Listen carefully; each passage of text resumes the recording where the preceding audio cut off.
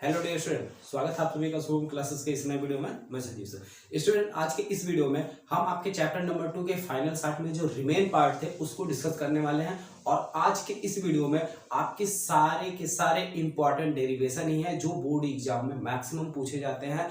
चालक में यानी दो संधारित्रों को अगर हम आपस में जोड़ते हैं तो उनकी ऊर्जा में कितनी कमी होती है, ये क्वेश्चन भी अगर आप देखेंगे तो आपके बोर्ड एग्जाम में काफी ज्यादा पूछा गया है। और समांतर प्लेट संधारित्र की धारिता का व्यंजक प्राप्त कीजिए और इसकी धारिता कैसे बढ़ाई जा सकती है, ये क्वेश्चन भी आपसे कई बार जो है पूछा गया है। और रही बात संधारित्रों के समायोजन की, तो संधारित्रों के समायोजन पे न्यूमेरिकल पूछे गए। ठीक है, तो यानी आज की वीडियो का पूरा टॉपिक जो है बहुत ही ज्यादा इंपॉर्टेंट है। तो आज के इस सेशन को जो है आप लास्ट तक जरूर देखिएगा और लास्ट तक जो है बने रहिएगा सेशन के एंड तक, क्योंकि सारी चीजें बहुत ही इंपॉर्टेंट है। तो चलिए स्टूडेंट, वीडियो को स्टार्ट करते हैं। हाँ, वीडियो को स्टार्ट करने से पहले अगर आपने प्रीवियस लेक्चर यानी कल का लेक्चर नहीं देखा हो तो कल का लेक्चर जो है आप लोग देख लीजिएगा, क्योंकि कल के लेक्चर में मैंने जो है संधारित्रों को आपस में जोड़ने पर उनका उभयनिष्ठ विभव B इक्वल टू कितना होता है, इसको जो है मैंने कैलकुलेट करवाया था। कैलकुलेट करके आपको बताया भी था कि कितना होता है। इसकी वैल्यू आई थी C1 B1 plus C2 V2 अपान C1 प्लस C2। अगर आपको याद हो तो ये इतना मैंने कल डिराइव करवाया था और बोला था कि इसके आगे नेक्स्ट वीडियो में यानी आज की वीडियो में डिस्कस किया जाएगा। ठीक है, तो चलिए, अगर आपने नहीं देखा तो हल्का सा हम इसको रिवाइज कर देते हैं और ध्यान से देखिएगा, जिससे सारी चीजें आपको समझ में आ जाए और आगे जो हम सॉल्व करना चाहते हैं उसको समझने में काफी ज्यादा आसानी हो, कहीं पर कोई भी दिक्कत ना आए। ठीक है, चलिए, जैसे देखिए प्रारंभ में माना हमारा दो संधारित्र है। एक संधारित्र, पहला संधारित्र A, दूसरा संधारित्र B। इस संधारित्र की कैपेसिटी यानी कि धारिता C1 है, इसकी धारिता C2 है। इस पर उपस्थित आवेश की मात्रा मैंने माना कितना है, Q1 है। इस पर माना कितना है, Q2। सारी चीजें मैंने कल जो है अच्छे से बोर्ड पे लिखा भी था, माना, संधारित्र वगैरह सब सारी चीजें। ठीक है, इस पर विभव कितना है, V1 है। इस पर विभव V2 है। तो इस संधारित्र A पर उपस्थित आवेश की कुल मात्रा Q1 बराबर कितना हो जाएगा। संधारित्र की परिभाषा से C इक्वल टू क्या होता है, Q अपान V। तो यहां से उपस्थित आवेश की मात्रा Q इक्वल टू क्या हो जाएगा, C इंटू V। ठीक है, C इंटू V। तो पहला संधारित्र पर यानी ये संयोजन से पूर्व की बात हो रही है। दोस्तों, जैसा आप सभी का एग्जाम आपके नज़दीक है तो अनअकैडमी आपके लिए लेकर आए हैं अनअकैडमी आस्क अ डाउट, जिसमें आप अपने सभी विषयों के डाउट बिल्कुल कभी भी कहीं भी पूछ सकते हो।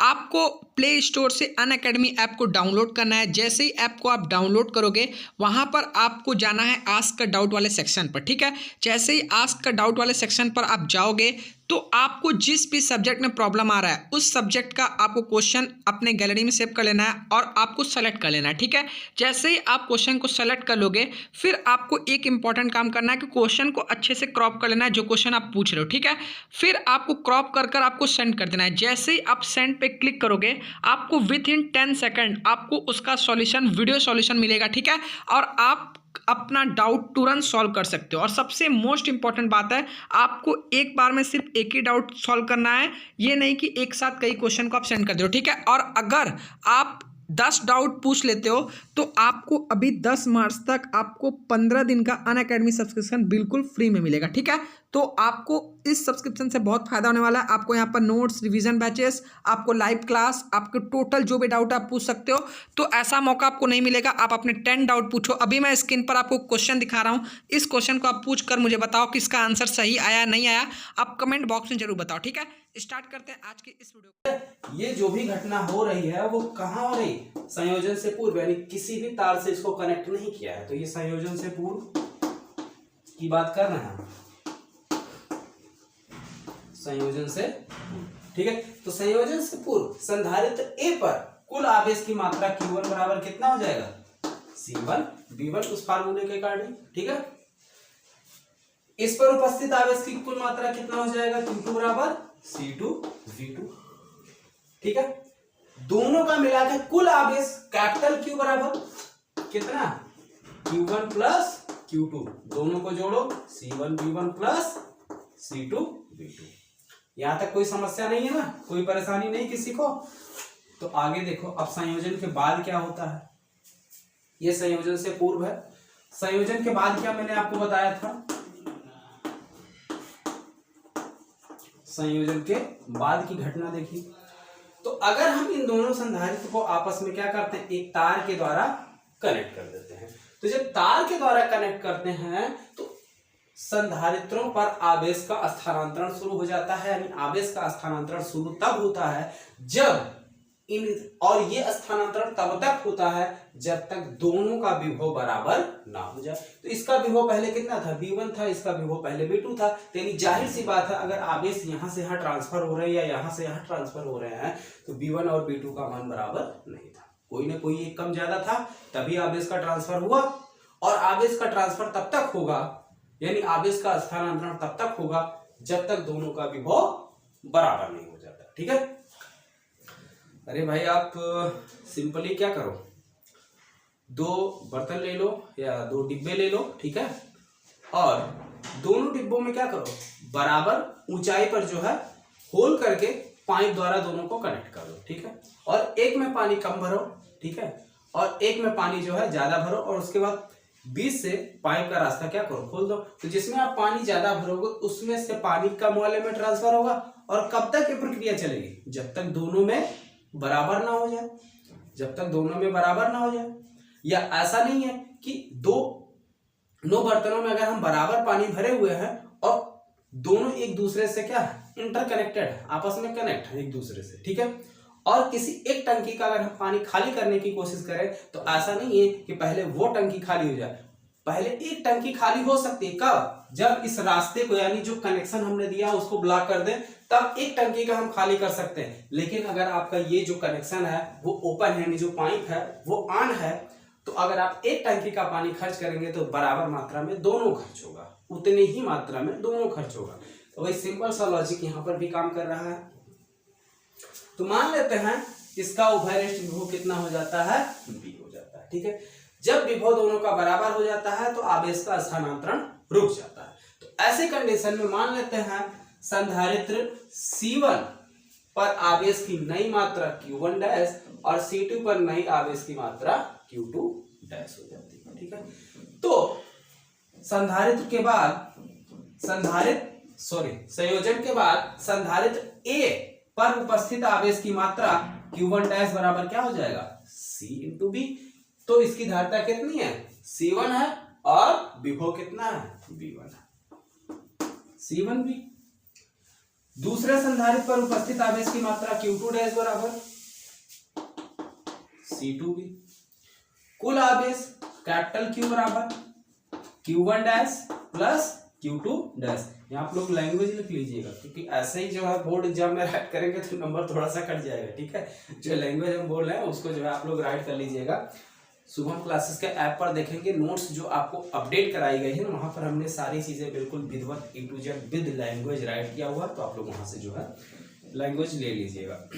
ठीक है, अब देखो, जोड़ने से पहले और जोड़ने के बाद आवेश की कुल मात्रा बराबर है, कैपिटल Q।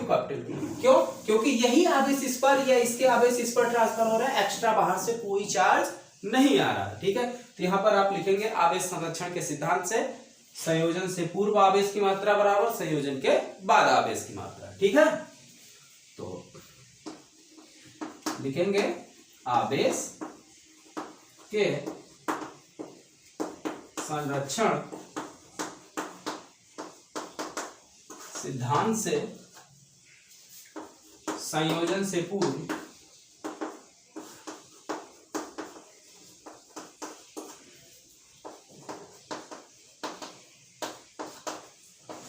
आवेश की मात्रा बराबर संयोजन के बाद आवेश की मात्रा।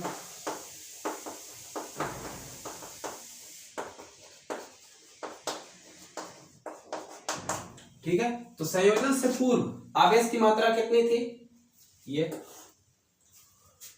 C1V1 प्लस C2V2 इक्वल संयोजन के बाद कितना है, C1V प्लस C2V।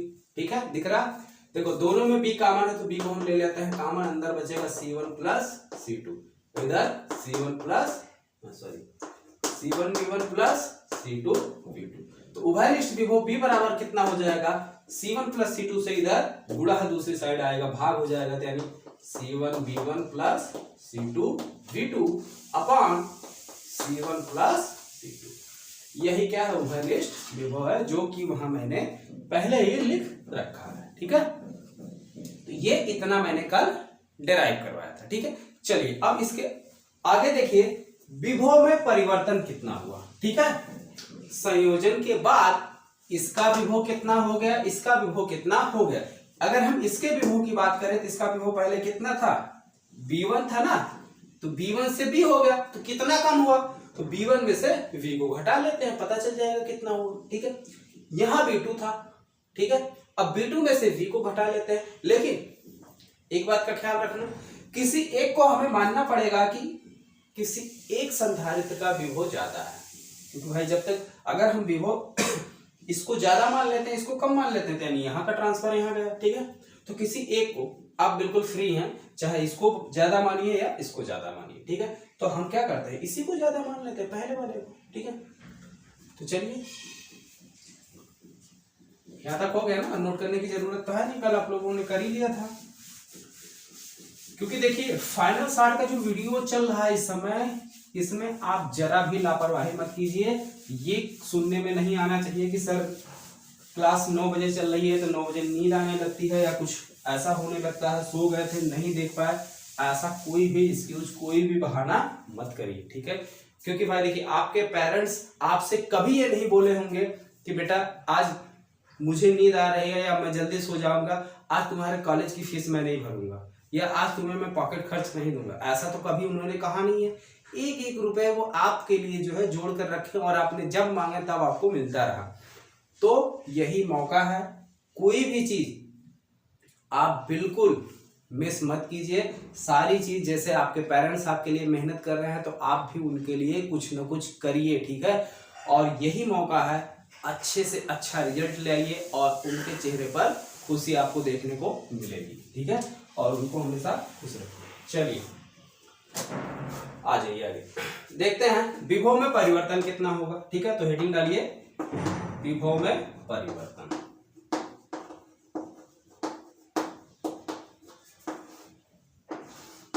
ठीक है, तो मान लिया हमने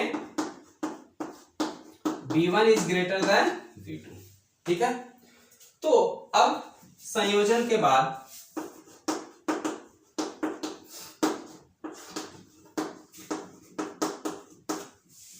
चालक ए के विभव में परिवर्तन। भाई चालक ए तो यही है ना, चालक ए के विभव में परिवर्तन। तो चालक ए के विभव में कितना परिवर्तन होगा, पहले विभव कितना था V1, तो मान लेते हैं परिवर्तन डेल्टा V इक्वल टू क्या हो जाएगा, तो V1 माइनस जोड़ने के बाद कितना होगा टोटल V, तो पहले में से उसको घटा लो। ठीक है, अब देखिए भाई इसका मान, क्योंकि C इक्वल टू क्या होता है Q upon V, V equal to क्या हो जाएगा यहां से Q बाई C, तो B1 है तो यहां पे Q1 बाई C1, तो Q1 बाई C1। ठीक है, माइनस ये यहां पे क्या होगा Q1 डैश, क्या होगा Q1 डैश बाई C1।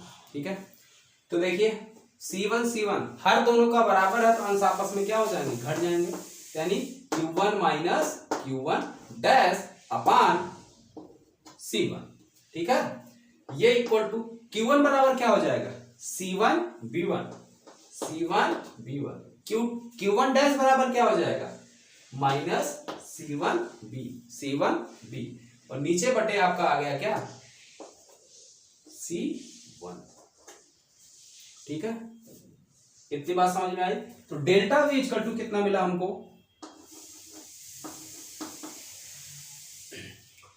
कुछ चीजें इसमें कॉमन है, C1 कॉमन है ना, तो C1 को कॉमन ले लीजिए, या एक सेकंड V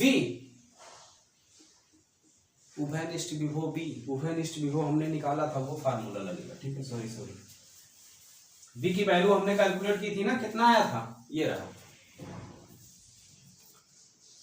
तो बी की वैल्यू रखेंगे C1V1 प्लस C2V2 अपान C1 प्लस C2,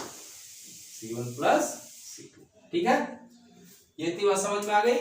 और यहां रखेंगे सिंपली V1, ठीक है। अब देखिए हर दोनों का बराबर कर लेते हैं, तो एलसीएम लेंगे यानी इससे इसमें तिरछा गुणा कर देते हैं, तो V1 into C1 plus C2 और minus C1 V1 plus C2 V2, ठीक है, अपान C1 प्लस C2, ठीक है, इतनी बात समझ में आई।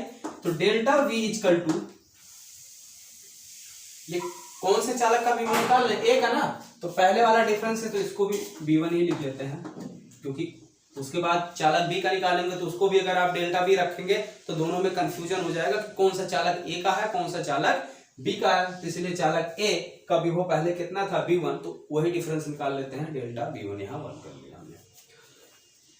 ओपन कर दो ब्रैकेट, तो क्या हो जाएगा V1 C1 plus V1 C2 minus C1 V1 minus C2 V2 अपान C1 प्लस C2, कितना आएगा, कुछ कैंसिल हो रहा है, B1 C1 से जो है C1 B1 कैंसिल हो गया, बचा क्या, इन दोनों में कुछ कॉमन है, C2 कॉमन है तो C2 को कॉमन ले लो, तो delta V1 equal to C2 common है, यहाँ बचा B1, यहाँ बचा माइनस V2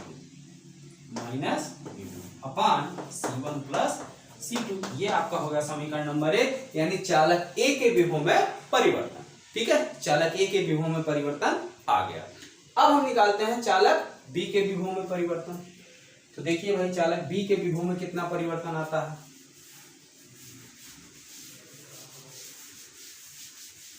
ये सारी चीजें बिल्कुल स्टेप टू स्टेप हम चल रहे हैं, कहीं भी कुछ भी डायरेक्ट लिख नहीं रहे हैं, सारी चीजें समझा के लिख रहा हूं चालक, और इसके बाद भी अगर नहीं समझ में आया तो बिल्कुल बताइएगा और सरल तरीके से समझाने की कोशिश करेंगे। चालक बी के विभव में परिवर्तन, तो चालक बी के विभव में परिवर्तन मान लेते हैं कितना है, डेल्टा V2। अब ध्यान दीजिए यहाँ पे तो हमने V1 माइनस V कर दिया था, लेकिन यहाँ पे क्या होगा, V माइनस V2 होगा, क्यों होगा, ध्यान से समझिए, V माइनस V2 क्यों होगा, यहीं पे स्टार्टिंग में हमने माना था V1 is greater than V2, V1 is greater than V2, V1 का मान क्या है, V2 से ज्यादा है, ठीक है, V1 का मान V2 से ज्यादा है, तो जब V1 का मान V2 से ज्यादा है तो जब उभयनिष्ठ विभव होगा यानी ट्रांसफर होगा, तो विभव जब दोनों का बराबर होगा, तो जैसे ये ज्यादा है ये कम है, तो इसमें से इसमें चीजें जाएंगी तभी तो दोनों बराबर होंगे, ठीक है, तो इसलिए बराबर वाली वैल्यू इसमें से घटा ली गई। अब देखिए ये वैल्यू ज्यादा हो गई, ठीक है, क्योंकि जैसे B1 स्टार्टिंग में आप एक न्यूमेरिकल वैल्यू लेके देखिए, आसानी से समझ में आ जाएगा। जैसे B1 को हमने मान लिया स्टार्टिंग में B1 बराबर 10 वोल्ट, कितना है 10 वोल्ट है, और V2 इक्वल टू हमने मान लिया कितना है 8 वोल्ट है, ठीक है। अब दोनों का जब जोड़ेंगे तो दोनों का उभयनिष्ठ विभव, दोनों को बराबर करने के लिए 1 वोल्ट अगर इसमें आ जाए, ये भी 9 हो जाएगा, ये भी 9 बराबर, तो उभयनिष्ठ विभव भी बराबर कितना आ जाएगा 9 वोल्ट, कितना आ जाएगा 9 वोल्ट। यहां तक बात समझ में आ गई, हाँ, दोनों को अगर हम क्या करें कनेक्ट कर दें तो उभयनिष्ठ विभव कितना आ गया 9 वोल्ट। अब इसके विभव में परिवर्तन कितना हुआ, कम वाले में से ज्यादा वाले को ज्यादा वाले में से कम वाले को घटा दो, ज्यादा कौन है V1 और कम कौन है V, तो डेल्टा V1 इक्वल टू क्या हो गया V1 माइनस V, और डेल्टा V2 बराबर क्या हो जाएगा, इस बार कौन ज्यादा है V ज्यादा है, तो V माइनस V2 होगा, V माइनस V2 होगा। समझ में आया क्यों लिखा गया V माइनस V2, और यहाँ पे V1 माइनस V क्यों लिखा गया, समझ में आ गया ना। चलो अच्छी बात है, बहुत अच्छी। आगे देखो V की value C1 V1 plus C2 V2 अपान C1 प्लस C2, यही तो होती है V की वैल्यू, और माइनस V2। एलसीएम क्या हो गया C1 प्लस C2, ये क्या हो गया C1 V1 plus C2 V2 minus V2, और गुणे में क्या हो जाएगा C1 प्लस C2। ठीक है, एलसीएम ले लो, यहाँ पे 1 है, तिरछा गुणा कर लो। ठीक है, अब ब्रैकेट ओपन कर दो, C1 V1 plus C2 V2 minus V2 C1 minus V2 C2। तो V2 C2 से V2 C2 क्या हो गया, कैंसिल हो गया। C1 C1 कॉमन है तो C1 को कॉमन ले लो, C1 कॉमन हो गया, और सॉरी नीचे आपका बचा हुआ है C1 प्लस C2। कुछ चीजें कॉमन है तो कॉमन ले लो। क्या कॉमन है, देखो C1 और C1 कॉमन है तो C1 कॉमन ले लिया, यहाँ बचा क्या V1, यहाँ बचा क्या माइनस V2, और नीचे आपका क्या बचेगा C1 प्लस C2। यहाँ तक दिख रहा है, जरा हम चेक कर लें। दिख रहा है, चलिए ठीक है, ये हो गया, ये आपका हो गया समीकरण नंबर 2। तो डेल्टा V1 ये आ गया, डेल्टा V2 ये आ गया। दोनों के विभव में परिवर्तन का अगर हम अनुपात निकालें, यानी डेल्टा V1 बटे डेल्टा V2 करें, तब कितना आएगा, भाग करके देखते हैं।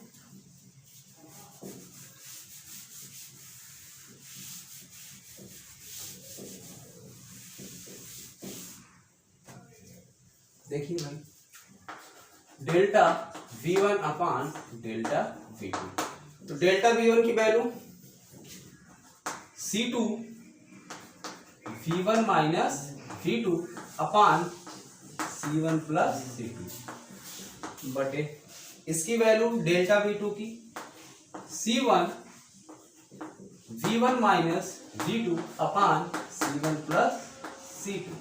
ठीक है, तो ये देखिए V1 minus V2, V1 minus V2 इससे cancel, C1 plus C2, C1 plus C2 इससे कैंसिल, तो आया फाइनली क्या, डेल्टा V1 बटे delta V2 equal to C2 बटे C1। क्या आ गया, C2 बटे C1। ठीक है, यानी कहने का मतलब है, अगर हमसे दोनों चालकों के विभव में होने वाला परिवर्तन पूछे डेल्टा V1 बटे V2, तो अगर हमें दोनों चालक की धारिता पता है तो दोनों चालक की धारिता का अनुपात लेके उसका व्युत्क्रम कर दो, पलट दिया गया ना, यहाँ V1 है, V1 की सीधे C2 आ गया है ना, तो यानी धारिताओं का अनुपात लेके उसका क्या करें, व्युत्क्रम कर दें। या ऐसे कह सकते हैं कि दोनों चालकों के विभव में होने वाला परिवर्तन उनकी धारिताओं के व्युत्क्रम के बराबर होता है। किसके बराबर होता है, धारिताओं के व्युत्क्रम। ठीक है, ये बात समझ में आ गई, क्लियर। तो जितने भी बच्चे वीडियो को लाइव देख रहे हैं सभी लोग वीडियो को लाइक कर दीजिए, और आज के इस वीडियो का टारगेट है कम से कम 1000 लाइक। फाइनल शॉट के हर एक वीडियो का टारगेट रहेगा 1000 लाइक, और 1000 लाइक आप लोगों को पहुंचाना है। देख रहे हैं धीरे धीरे आप लोग लाइक करना कम कर दिए हैं। पहली वीडियो तो 1000 लाइक क्रॉस कर गई है, दूसरी भी कर गई है, लेकिन तीसरी वीडियो जो है अभी तक 1000 लाइक नहीं पहुंची है, तो उसको जो है आप लोग 1000 लाइक तक पहुंचाइए, और इसको भी। चलिए अब आगे देखते हैं, ऊर्जा में होने वाला परिवर्तन या ऊर्जा में कमी। ठीक है, हेडिंग डालिए, ऊर्जा में ह्रास।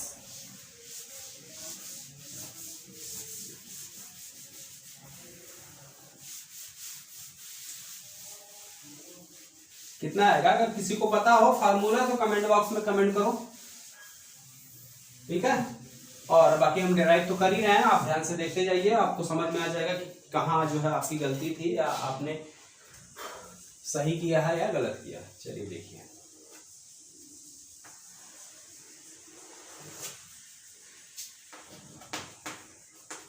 ऊर्जा में कमी। ठीक है, तो सबसे पहले तो हम संयोजन से पहले इसकी कुल ऊर्जा निकाल लेते हैं। चलो लिख लो, संयोजन से पूर्व कुल ऊर्जा,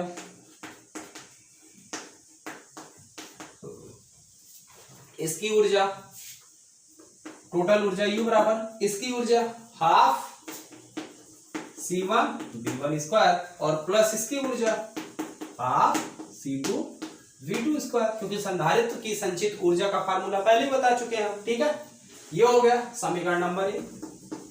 संयोजन के बाद ऊर्जा निकालो।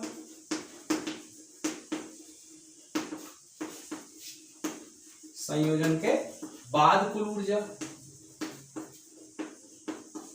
तो संयोजन के बाद दोनों चालक का विभव क्या हो जा रहा है, बी हो जा रहा है। तो संयोजन के बाद मान लेते हैं ऊर्जा कितनी हो गई, यू डैश हो गई कुल ऊर्जा। तो ये हाफ पहले संधारित्र ऊर्जा हाफ C1 B स्क्वायर, क्योंकि इसका विभव कितना V1 है, तो half C1 B square plus दूसरे संधारित्र की ऊर्जा हाफ C2 B स्क्वायर। थोड़ा सा मुस्कुराहट या हंसी इसलिए आ गई क्योंकि जस्ट अभी कुकर की सीटी जो है बजी, तो आप लोग यही सोचते होंगे कि सर आप जब भी वीडियो जो है बनाते हैं उसी टाइम खाना भी बनाते रहते हैं, तो भाई खाए पिएंगे नहीं तो कैसे जो है आपकी क्लास रेगुलर ले पाएंगे। तो वीडियो के साथ साथ खाना पीना भी जरूरी है, तो इसलिए सारी चीजें पैरेलल में। चलो ठीक है, तो ये संयोजन से पूर्व कुल ऊर्जा हो गई, ये संयोजन के बाद कुल ऊर्जा हो गई। ठीक है, तो ऊर्जा में कमी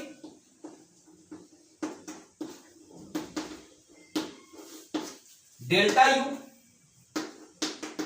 minus you dash, you minus you dash. ठीक है, हाँ इसको आप क्या लिख सकते हैं भाई, देखिए v कॉमन है। ठीक है, 1/2 b स्क्वायर कॉमन है, तो इसको ऐसे हम लिख सकते हैं 1/2 v square common C1 plus C2 लिखा जा सकता है ना, b स्क्वायर कॉमन ले लिया 1/2। ठीक है, चलिए घटा लिया जाए, ये रहा फार्मूला u का मान। तो delta u equal to u का मान कितना 1/2 C1 V1 square plus 1/2 C2 V2 square. ठीक है, minus 1/2 V square C1 plus C2। अब B स्क्वायर का मान उठा के रख दो, B स्क्वायर का मान कितना होगा, V इक्वल टू कितना होगा पहले यही बताओ। C1 V1, अरे भाई कल भी निकाले थे आज भी निकाले हैं, इतनी जल्दी भूल जाओगे काम कैसे चलेगा। अपान C1 प्लस C2, ये आपके B का मान होगा, यही मान उठा के रखो इक्वल टू 1/2। अच्छा एक काम करते हैं, थोड़ा सा इधर भी मिटा लेते हैं क्योंकि क्वेश्चन लंबा बनेगा। ठीक है, बार बार ऊपर नीचे लिखने में मजा नहीं आएगा, एक साथ लिखने में मजा आएगा। तो हम इसको मिटा लेते हैं, अगर किसी को नोट करना हो या कुछ भी करना हो तो आप निकाल लो, फिगर भी मिटा देने वाले हैं। ठीक है,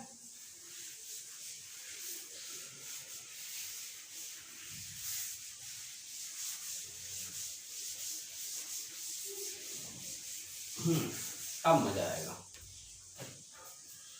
अब भाई डेल्टा यू इक्वल टू, सबसे पहले क्या लिखा हुआ लिख लो चुपचाप, 1/C1 V1 square plus 1/2 C2 V2 square minus 1/2। अब B का मान रख देंगे, V का मान कितना है ये है, तो C1 V1 plus C2 V2 का होल स्क्वायर नीचे बटे में C1 प्लस C2 का होल स्क्वायर और गुणे में क्या है C1 प्लस C2। तो एक C1 प्लस C2 से एक C1 प्लस C2 क्या हो गया, कैंसिल हो गया। आया कितना 1/2 C1 V1 square plus 1/2 C2 V2 square minus 1/2 C1 V1 plus C2 V2 divided by C1 plus C2। ठीक है, यहां तक समझ में आ गया। अब देखो यहां पे बटे में 1/2 कॉमन है, तो 1/2 को कॉमन ले लो, अगली लाइन में कर दे कहीं स्टार्ट कर दे। चलो अगली लाइन में करते हैं, 1/2 हमने ले लिया कॉमन, तो यहाँ क्या बचा C1 V1 स्क्वायर प्लस यहाँ क्या बचा C2 V2 स्क्वायर माइनस यहाँ क्या बचा C1 V1 plus C2 V2 divided by C1 plus C2। अब यहाँ बटे में कुछ नहीं है, यहाँ बटे में इतना है, यानी हर बराबर कर लो, तिरछा गुणा कर दो, इससे इसमें बारी बारी से गुणा हो जाएगा। तो बारी बारी से गुणा करो, देखो 1/2 पहले C1 से गुणा करो, तो C1 से गुणा करो तो क्या हो जाएगा C1 square B1 square.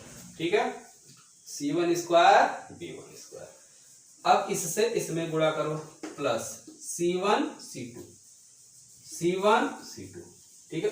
Sorry यहाँ होल स्क्वायर है, ये छूट गया, इसको आप लिख लो, ठीक है। होल स्क्वायर है ना ऊपर, तो छूट गया था यार, आप लोग ध्यान दिया करिए, अभी तो लास्ट में गलत हो जाता सारा काम।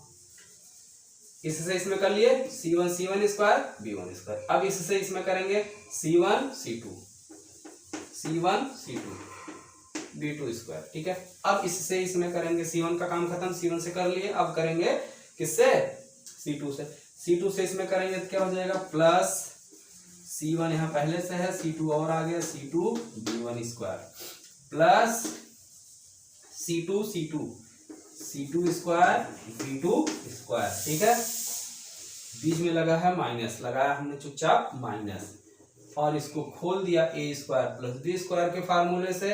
तो पहले हो गया A स्क्वायर, A की जगह कितना है C1 B1, तो हो गया C1 square B1 square plus B की जगह पे है C2 V2, तो C2 square V2 square plus 2 AB यानी 2 C1 B1 C2 V2, ठीक है। अब पूरे का बटा क्या हो जाएगा, C1 प्लस C2, ठीक है, C1 प्लस C2। यहां तक बात समझ में आ गई। अब देखिए यहीं पे हम एक लाइन स्टार्ट करने वाले हैं, यहां तक आप लोग नोट कर लीजिए, यही एक लाइन हम स्टार्ट करने वाले हैं। ध्यान से देखिए, बाहर माइनस चिन्ह है, अब हम इसको सिंपली क्या करेंगे, ओपन कर लेंगे। तो ओपन करेंगे तो अंदर सारा चिन्ह बदल जाएगा, सारी वैल्यू पॉजिटिव में है, अब सारी वैल्यू निगेटिव में हो जाएगी, ठीक है, समझ में आ गया। अब देखो कुछ कट रहा है, C1 B1 स्क्वायर कैंसिल हो गया, इसको मैं नाम दे रहा हूं एक, ये इनसे कैंसिल हो गया, ठीक है, जिससे आपको पता चले कि कौन सी चीज किससे कैंसिल हो रही है।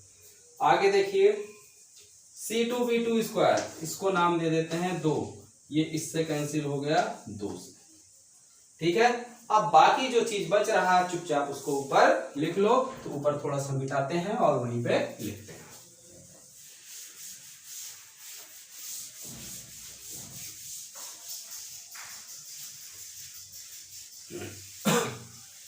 चलिए इतने में शायद कंप्लीट हो जाए। बचा क्या यहाँ, देखिए C1 C2 यहाँ भी कॉमन है, यहाँ भी है, इसको भी कॉमन ले लेते हैं, और C1 C2 यहाँ भी है, ठीक है। तो C1 C2 को हम ले लेते हैं कॉमन, ठीक है। तो ये आ जाएगा डेल्टा U इक्वल टू 1/2, देखिए C बाद में ले रहे हैं, चलिए बाद में ले रहे हैं, पहले लिख दे रहे हैं C1 C2 V2 square plus C1 C2 B1 square plus तो है नहीं, बीच में बचा -2 C1 C2 B1 V2 अपान C1 प्लस C2। अब कॉमन ले लो भाई, अब तो ले सकते हैं ना, 1/2 C1 C2, ठीक है, कॉमन ले लिए। अब अंदर बचा B1 square plus V2 square -2 B1 B2 upon C1 plus C2। ये क्या है, A square plus B square -2 AB, तो A माइनस B का होल स्क्वायर, तो delta U equal to 1/2 C1 C2 V minus B1 minus B2 का whole square divided by C1 plus C2। ये आपकी आ गई ऊर्जा में कमी का फार्मूला, ठीक है। तो किसी भी दो आवेशित संधारित्र को एक दूसरे से जोड़ने पर उसके ऊर्जा में होने वाला परिवर्तन या ऊर्जा में होने वाली कमी का ये फार्मूला है। मात्रा क्या हो जाएगा, जूल, ठीक है। बात अच्छे से समझ गए सभी लोग, यहां तक सभी को समझ में आ गया, चलिए अच्छी बात है। अब बढ़ते हैं मोस्ट इंपॉर्टेंट टॉपिक की तरफ, समांतर प्लेट संधारित्र की धारिता का व्यंजक प्राप्त कीजिए और इसकी धारिता कैसे बढ़ाई जा सकती है। काफी इंपॉर्टेंट टॉपिक है, इस पर जरा ध्यान दीजिए। यहां तक अगर कोई नोट कर रहा हो तो नोट कर लो, ठीक। तो हेडिंग डालिए समांतर प्लेट संधारित्र की धारिता। ठीक है, तो देखिए भाई समांतर प्लेट संधारित्र की धारिता के लिए व्यंजक कैसे प्राप्त किया जाता है, ध्यान से देखिए। माना कोई समांतर प्लेट संधारित्र, ठीक है, कोई समांतर प्लेट संधारित्र है जिसके प्लेटों का क्षेत्रफल a है। ये दो प्लेटें हैं, प्रत्येक प्लेट का क्षेत्रफल कितना है, a है। ठीक है, इसका भी क्षेत्रफल, इसका भी क्षेत्रफल। और धारिता मतलब कैपेसिटर बनाया कैसे जाता है, कोई दो प्लेट हो और दोनों प्लेटों पर आवेश की मात्रा समान हो और प्रकृति दोनों की विपरीत हो, एक दूसरे से अल्प दूरी पर रख दिए जाएं, तो इस प्रकार से जो डिवाइस बनती है वही क्या है, समांतर प्लेट संधारित्र है। ठीक है, या उसी को हम कैपेसिटर बोलते हैं। ठीक है, इतनी बात समझ में आ गई। हमने माना कि इनके प्लेटों के बीच की दूरी कितनी है, स्मॉल डी है, और प्रत्येक प्लेट पर उपस्थित आवेश की मात्रा कैपिटल क्यू है, तब इस प्लेट का आवेश घनत्व या जिसको हम पृष्ठ आवेश घनत्व कह सकते हैं, सिग्मा बराबर क्या हो जाएगा, सिग्मा बराबर हो जाएगा क्यू अपान ये समीकरण नंबर 1। ठीक है, समीकरण नंबर 1।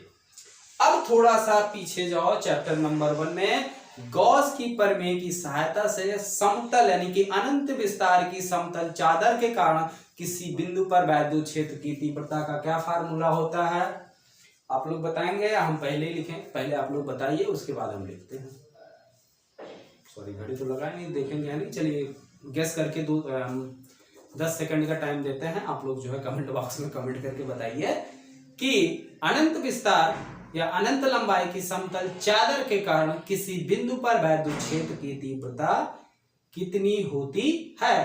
ई बराबर कितना होता है भाई, भी रिसेंट का लेक्चर है, याद होना चाहिए। और अगर भूल गए तो यार इतनी जल्दी भूलोगे तो फिर काम कैसे चलेगा। चलिए हम ही बताते हैं। वैद्युत क्षेत्र की तीव्रता E इक्वल to sigma upon 2 epsilon naught, sigma upon 2 epsilon naught. याद आया है, याद आया। चलो तो अब जरा ध्यान से देखो भाई, ये प्लेट प्लस चार्ज है, तो इस प्लेट 1 के कारण वैद्युत क्षेत्र की तीव्रता कितनी होगी, सिग्मा अपान एप्सिलॉन नॉट। इधर भी होगी, इधर भी होगी, यानी प्लेट के अंदर भी होगी और प्लेट के बाहर भी होगी। ठीक है, तो प्लेट के अंदर वैद्युत क्षेत्र की तीव्रता, प्लेट 1 के कारण वैद्युत क्षेत्र की तीव्रता हमने मान रखी है कितनी है, E1 है। अब E1 बराबर सिग्मा अपान 2 एप्सिलॉन नॉट। ठीक है, इसका भी आवेश, इस पर उपस्थित आवेश की मात्रा भी सेम है और इसका पृष्ठ घनत्व तो भी सेम है, तो दूसरे प्लेट के कारण वैद्युत क्षेत्र की तीव्रता कितनी हमने मान ली, E2 है। कितनी है, E2 है। तो E2 बराबर क्या हो जाएगा, ये भी हो जाएगा सिग्मा अपान 2 एप्सिलॉन नॉट। अब ध्यान देने वाली बात यह है कि प्लेट के अंदर वैद्युत क्षेत्र होगा, बाहर वैद्युत क्षेत्र 0 होगा।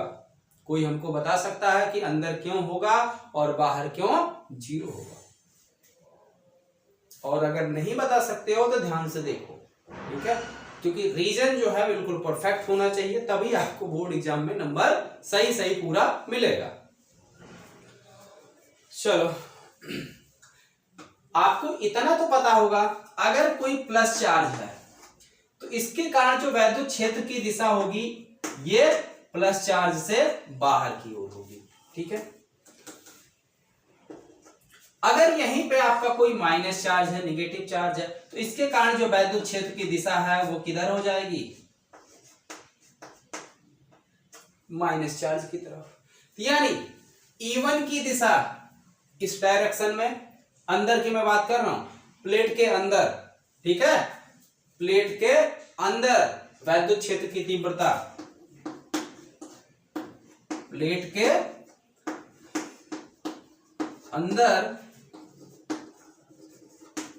वैद्युत क्षेत्र की तीव्रता E इक्वल टू, अब जरा ध्यान दो, प्लेट 1 के कारण वैद्युत क्षेत्र की तीव्रता का डायरेक्शन इस डायरेक्शन में, तो ये लिख लिया मैंने E1 1 के कारण।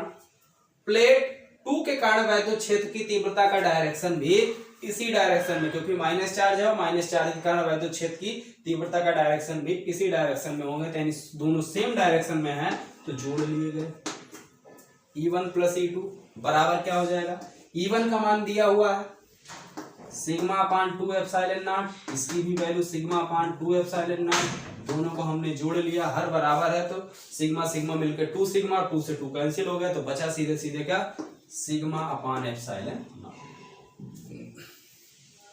ठीक है, प्लेट के बाहर वैद्युत क्षेत्र की तीव्रता, प्लेट के बाहर वैद्युत क्षेत्र की तीव्रता, ठीक है, इन है, ई आउट बाहर, जीरो होगी। क्यों जीरो होगी, ध्यान से देखो, इसके कारण प्लेट 1 के कारण वैद्युत क्षेत्र की तीव्रता का डायरेक्शन इधर, और ये E1 equal to sigma upon 2 epsilon naught, ठीक है, और प्लेट 2 के कारण वैद्युत क्षेत्र की तीव्रता का डायरेक्शन इधर E2, ये भी sigma upon 2 epsilon not, E1 E2 direction में विपरीत, तो दोनों आपस में घट जाएंगे और दोनों की वैल्यू बराबर है तो मिलके बनेंगे बड़े से लड्डू, यानी जीरो आया। ठीक है, इसी तरीके से इधर आ जाओ, तो इधर वैद्युत क्षेत्र की तीव्रता अगर हम देखें तो माइनस के कारण वैद्युत क्षेत्र की तीव्रता यानी E2 की डायरेक्शन ये हो जाएगी, इस प्लेट 1 के कारण वैद्युत क्षेत्र की तीव्रता का डायरेक्शन इधर E1 हो जाएगा, E1 E2 फिर डायरेक्शन में विपरीत और वैल्यू दोनों की बराबर, वैल्यू दोनों की बराबर, फिर दोनों घट जाएंगे, कितना जाएगा, जीरो। ठीक है, इतनी बात समझ में आ गई, चलिए अच्छी बात है। जब प्लेटों के बीच वैद्युत क्षेत्र की तीव्रता हमने निकाल ली, E बराबर कितनी है, सिग्मा अपान एप्सिलॉन नॉट, तब प्लेटों के बीच विभवांतर V बराबर क्या हो जाएगा। ठीक है, अब यही लिखेंगे, प्लेटों के बीच विभवांतर V इक्वल टू क्या फार्मूला होता है, B बराबर होता है E यानी वैद्युत क्षेत्र की तीव्रता गुणे उनके बीच की दूरी, तो वैद्युत क्षेत्र की तीव्रता E गुणे उनके बीच की दूरी D, यानी हो गया E into D, E into D. समझ में आया, और विभव निकल गया, तो V इक्वल टू निकल गया समीकरण नंबर 2। धारिता की परिभाषा से, धारिता की परिभाषा से C बराबर Q अपान B। अब हमें Q चाहिए, Q बराबर उपस्थित आवेश की मात्रा, Q बराबर कितना है, Q है, और सिग्मा बराबर यह है, तो यहां से Q equal to sigma into A, sigma into A. ठीक है, Q की वैल्यू रखो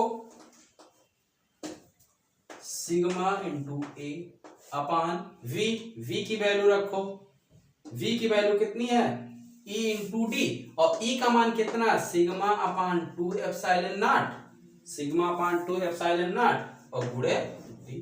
ठीक है, तो ये वैल्यू आप रखिए, सिग्मा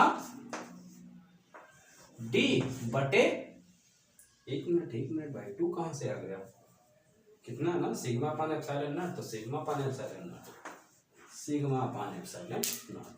ठीक है, इतनी बात समझ में आ गई। सिग्मा से सिग्मा कैंसिल हो गया, एप्सिलॉन नॉट चला गया ऊपर, तो फाइनली C इक्वल टू क्या मिला,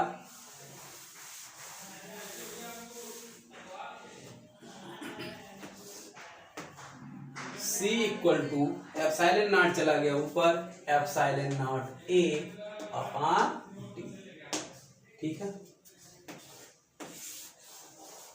ये है समांतर प्लेट संधारित्र की धारिता का फार्मूला।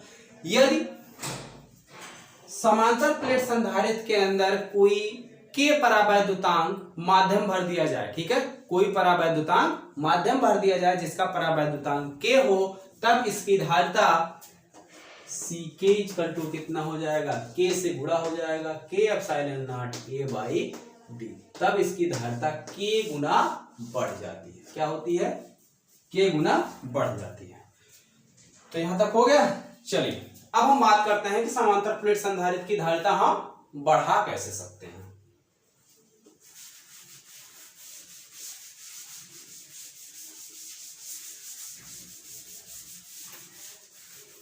समांतर प्लेट की धारिता जो है, ठीक है, समांतर प्लेट संधारित्र की धारिता हम 3 तरीके से बढ़ा सकते हैं, यानी उसकी धारिता जो है 3 बातों पर निर्भर करती है।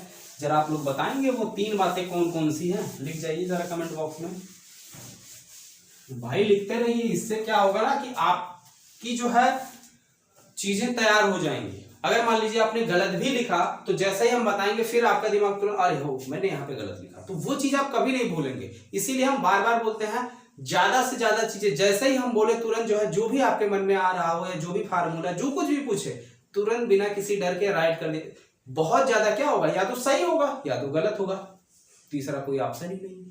ठीक है, पहला ऑप्शन या तो सही होगा, दूसरा ऑप्शन या तो गलत होगा, तीसरा कोई ऑप्शन ही नहीं है। और उससे फायदा ये होगा कि जैसे ही हम आपको बताएंगे तुरंत आपका दिमाग जो है काम करेगा, यानी दिमाग में क्लिक हो जाएगा कि हाँ मैंने गलती की थी, और फिर वो चीज आप कभी नहीं भूलेंगे। और नहीं यकीन आता तो 2-4 वीडियो में आप करके देखिए। ठीक है भाई, साइंस जो है यही कहता है करके देखिए, किसी की बातों पर यकीन मत कीजिए। तो मेरी बातों पर आप यकीन करिए या मत करिए, आप प्रैक्टिकल करके देख लीजिए, खुद आपको समझ में आ जाएगा कि हम सही बोल रहे हैं या गलत। तो कितने लोग हमारी बातों से सहमत हैं? जरा कमेंट बॉक्स में अपने अपने हाथ उठा दें, देखते हैं कितने लोग सहमत हैं। आगे देखो, समांतर प्लेट संधारित्र की धारिता कैसे बढ़ाई जा सकती है? कैसे बढ़ाई जा सकती है? पहली चीज, पहला देखिए भाई, जैसे हमने परावैद्युतांक माध्यम रखा तुरंत K गुना बढ़ गया, K गुना बढ़ गया। तो पहली चीज, प्लेटों के बीच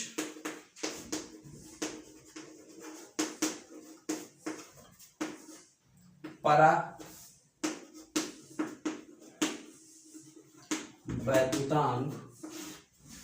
माध्यम भरकर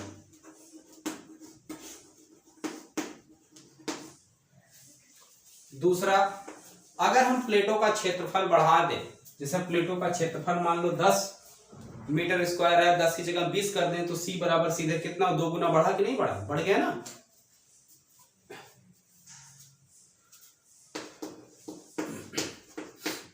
प्लेटों के क्षेत्रफल को बढ़ाकर, ठीक है। और देखिए, किसी भी चीज में अगर हम किसी संख्या से भाग दे रहे हैं तो अगर भाग देने वाली संख्या छोटी होगी तो वैल्यू बड़ी आएगी, और भाग देने वाली संख्या बड़ी होगी तो वैल्यू छोटी आएगी। तो यानी D का मान अगर कम रहेगा तो C का मान ज्यादा आएगा। तो प्लेटों के बीच की दूरी को घटाकर। तीसरा है, प्लेटों के बीच की दूरी को घटाकर। ठीक है, तो ये 3 तरीके से समांतर प्लेट संधारित्र की धारिता जो है हम इंक्रीज कर सकते हैं या उसको बढ़ा सकते हैं। ठीक है, इतनी बात समझ में आ गई। तो चलिए अब बढ़ते हैं लास्ट टॉपिक की तरफ, यानी इस चैप्टर का जो लास्ट टॉपिक है वो आपका है संधारित्रों का समायोजन। अब संधारित्रों के समायोजन में हमको केवल 2 ही केस पढ़ना है, एक समांतर क्रम संयोजन, दूसरा श्रेणी क्रम संयोजन। मिश्रित क्रम समायोजन हमें नहीं पढ़ना। ठीक है, तो चलिए हेडिंग डालिए संधारित्रों का समायोजन। चलिए बात करते हैं संधारित्रों के समायोजन की। जैसे कि पहले मैंने बताया कि संधारित्रों के समायोजन में हमको केवल 2 ही टाइप पढ़ने हैं, पहला श्रेणी क्रम समायोजन, दूसरा समांतर। एक और क्रम होता है मिश्रित क्रम, लेकिन ये हमको पढ़ना नहीं है, ये हमारे सिलेबस में नहीं है। ठीक, चलिए बात करते हैं श्रेणी क्रम समायोजन में। तो श्रेणी क्रम समायोजन की डेफिनेशन क्या बनेगी? यदि हम संधारित्रों को इस प्रकार जोड़ें कि पहले संधारित्र की दूसरी प्लेट अगले संधारित्र की पहली प्लेट तथा दूसरे संधारित्र की दूसरी प्लेट तीसरे संधारित्र की पहली प्लेट, ठीक है, इस प्रकार से क्रम में जोड़ते जाएं तो इस प्रकार प्राप्त समायोजन क्या कहलाता है? श्रेणी क्रम समायोजन कहलाता है। इतनी बात समझ में आई? माना 3 संधारित्र C1, C2 और C3 श्रेणी क्रम में जुड़े हुए हैं, जिनकी धारिता क्रमशः C1, C2 तथा C3। ठीक है, इतनी बात समझ में आई? और प्रत्येक संधारित्र का विभवांतर यानी पहले संधारित्र के प्लेटों के बीच विभवांतर V1, दूसरे के बीच V2, तीसरे के बीच V3 है। ठीक है, तो प्लेटों के बीच विभवांतर V1, V2, V3। अब देखो, इसको जब हम किसी बैटरी से कनेक्ट करते हैं तो यहां से चार्ज जाएगा, यानी धारा बहेगी। जो धारा इसमें जाएगी वही धारा इसमें जाएगी, वही धारा इसमें जाएगी। लेकिन यहां हम धारा की बात ना करके आवेश की बात करते हैं। तो धारा बह रही तो इसका मतलब है आवेश, यानी कि चार्ज क्या हो रहा है, फ्लो हो रहा है, यानी चार्ज जो है इसमें मूव कर रहा है। तो जो चार्ज यहां जाएगा वही सेम चार्ज उसमें, यही सेम चार्ज उसमें। ठीक है, यानी तीनों पर आवेश की मात्रा कितनी जाएगी, सेम होगी। तो पहले संधारित्र पर, ठीक है, ये चीज आप लिखेंगे, श्रेणी क्रम समायोजन में तीनों संधारित्रों में आवेश की मात्रा समान रहेगी। ठीक है, तो मान लेते हैं भाई आवेश की मात्रा समान रहेगी, कितना रहेगी, Q मान लेते हैं, क्योंकि भाई Q आवेश ही प्रवाहित हो रहा है तो वही सब में जाएगा। तो पहले संधारित्र के प्लेटों के बीच विभवांतर V1 बराबर क्या हो जाएगा, V1 बराबर क्या हो जाएगा, क्योंकि C बराबर होता है Q अपान V, तो V इक्वल टू क्या हो जाएगा, Q बाई C।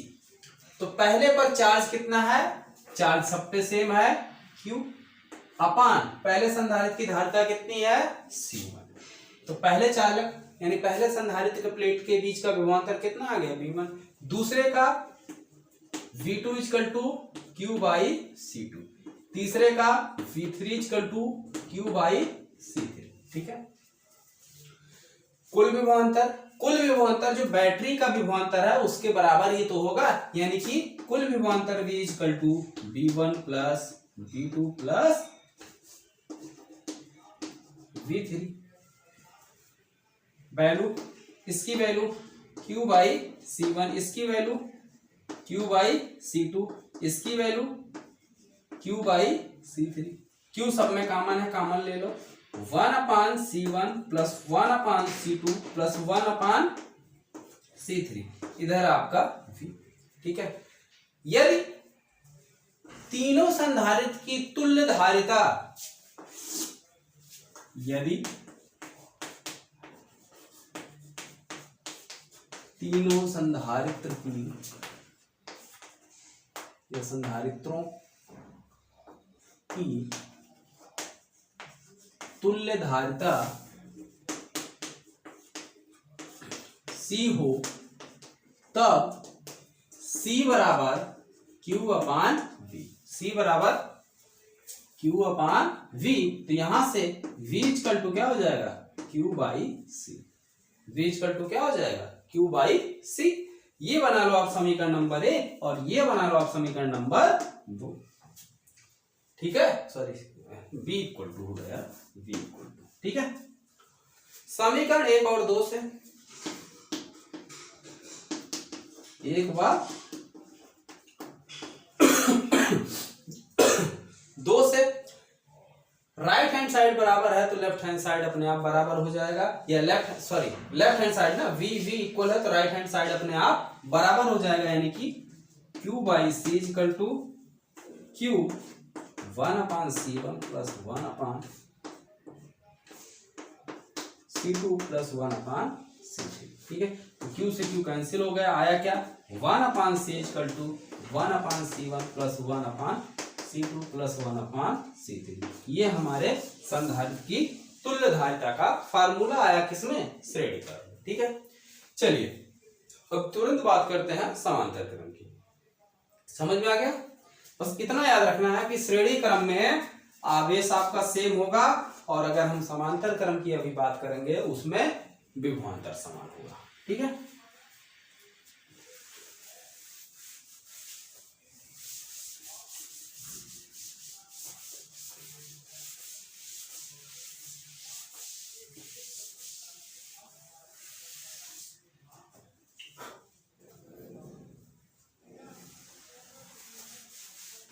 चलिए फिगर बनाइए, समांतर क्रम समायोजन। तो समांतर क्रम समायोजन की अगर हम बात करें तो समांतर क्रम समायोजन में जितने भी संधारित्र होते हैं सभी संधारित्र की पहली प्लेट को एक सिरे से दूसरी प्लेट को दूसरे सिरे से जोड़ दिया जाता है। इस प्रकार से प्राप्त क्रम हमारा क्या कहलाता है, समांतर क्रम कहलाता है। इसकी पहली प्लेट, इसकी पहली प्लेट और इसकी पहली प्लेट, सबको एक जगह इस तरीके से, ठीक है। इस तरीके से प्राप्त क्रम हमारा क्या कहलाता है? समांतर क्रम। और हमने कहा कि समांतर क्रम में विभवांतर जो है सेम होता है, यानी हर एक प्लेट का विभवांतर कितना है? b है। इसकी धारिता हमने माना C1 है, इसकी धारिता माना C2 है, इसकी धारिता C3। यहाँ से आवेश हमारा जा रहा है Q। अब यहाँ पहुंच के 3 रास्ते हो गए, तो मान लेते हैं यहाँ पे जो आवेश की मात्रा पहुंची वो Q1 है, यहाँ पे जो आवेश की मात्रा पहुंची वो Q2 है, यहाँ जो पहुंची वो Q3 है, ठीक है। तो अगर पहले संधारित्र की धारिता C1 है और इसका विभवांतर कितना? सभी का विभवांतर B है, तो पहले संधारित्र पर उपस्थित आवेश की मात्रा Q1 बराबर C1V। C1V समीकरण नंबर 1। दूसरे पर उपस्थित आवेश की मात्रा Q2 बराबर C2V, समीकरण नंबर 2। तीसरे पर उपस्थित आवेश की मात्रा Q3 बराबर C3V, ठीक है। कुल आवेश की मात्रा कितनी है? Q है। आवेश की कुल मात्रा Q बराबर Q1 plus Q2 plus Q3, value रख लो, C1V plus C2V plus C3V। B common है, V को ले लो कॉमन, V कॉमन हो गया, C1 plus C2 plus C3, इधर ये रहा आपका Q, ठीक। यदि तीनों संधारित्र की, ठीक है, तुल्य धारिता C हो तब, यदि इसको कोई समीकरण बना लो, समीकरण नंबर 1 या 1 2 3 इसको बनाया है तो इसको 4 बना लो।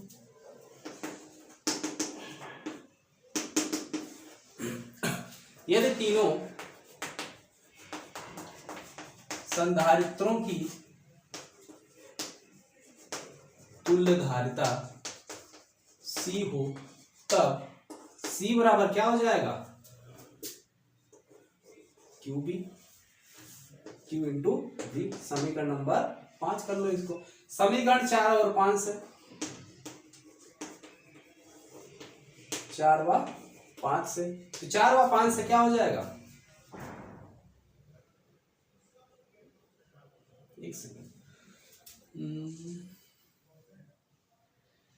तो यहां से Q बराबर क्या हो जाएगा? अरे यार ये गड़बड़ हो गया। C इक्वल टू क्या हो जाएगा? Q अपान V, ठीक है। तो यहां से क्या दे देगा? Q इक्वल टू CV, ठीक है। Q इक्वल टू क्या दे देगा? C into V। Q की जगह अब हम क्या रख देंगे? CV, तो CV रख दिया हमने, equal to V C1 plus C2 plus C3, B से B कैंसिल हो गया, तो फाइनली C इक्वल टू आया C1 plus C2 plus C3, ठीक है। ये समांतर प्लेट संधारित्र की, सॉरी फिर समांतर की बात कर रहे हैं, समांतर क्रम समायोजन की तुल्य धारिता, ठीक है। तो इसी टॉपिक के साथ आपका ये चैप्टर पूरी तरीके से कंप्लीट हो गया। अब सभी लोग वीडियो में आप कमेंट करके बताइए कि आपको ये वीडियो कैसी लगी। आई होप आपको ये वीडियो बहुत पसंद आई होगी। तो सभी लोग वीडियो को लाइक कर दीजिए और अपने दोस्तों में भी अधिक से अधिक शेयर कर दीजिए। जितना अधिक से अधिक हो सकता है इसको आपकी तरीके से बिल्कुल फैला दीजिए, क्योंकि बोर्ड एग्जाम का टाइम जो है निर्धारित है। आपका पेपर जैसा कि जान ही रहे हो 6 मई को है, ठीक है। और सभी लोग बिल्कुल तैयारी में जुट जाइए। किसी भी तरीके का कोई एक्सक्यूज मत कीजिए कि सर नींद आ रही, सो गए या कहीं चले गए, ठीक है। तो भाई जो क्लास की प्रॉपर टाइमिंग है, क्लास की टाइमिंग आप जान ही रहे हैं, 2 ही टाइम है फिजिक्स की क्लास चलने की। एक या तो 6 बजे चलेगी या फिर रात के 9 बजे चलेगी। तो दोनों चाहे जब भी चले आप बिल्कुल तैयार रह करिए। हालांकि नोटिफिकेशन तो पहले ही जो है प्रीमियर पता चल जाता होगा कि कौन सी क्लास कब लगनी है, ठीक है। 5 बजते तक चैनल पर अगर आप देखेंगे तो सारी क्लासेस जो है प्रीमियर हो जाती हैं कि कौन सी क्लास कब चलेगी, शेड्यूल आ जाता है, ठीक है। तो सभी लोग अपनी तैयारी अच्छे से कीजिए।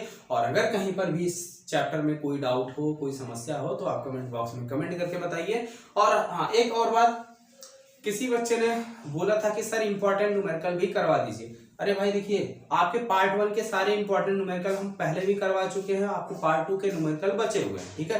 तो भाई पार्ट 1 के न्यूमेरिकल कंप्लीट हो गए, कम से कम पार्ट 1 का रिवीजन तो हो जाने दो। उसके बाद पार्ट 2 का जब रिवीजन करवाएंगे तो उसी के साथ न्यूमेरिकल करवा देंगे। या फिर फाइनल 60 भी बीच में ब्रेक करके हो सकता है, न्यूमेरिकल की सीरीज आगे बढ़ा दे तो कुछ भी हो सकता है। ठीक है, जैसा आप लोग कहेंगे वैसा ही चलेगा। तो जरूर सभी लोग कमेंट बॉक्स में अपना अपना जवाब दीजिएगा कि वीडियो आपको कैसी लगी। ओके स्टूडेंट, मिलते हैं फिर नेक्स्ट वीडियो में। थैंक यू, तब तक के लिए सभी को शुभ रात्रि।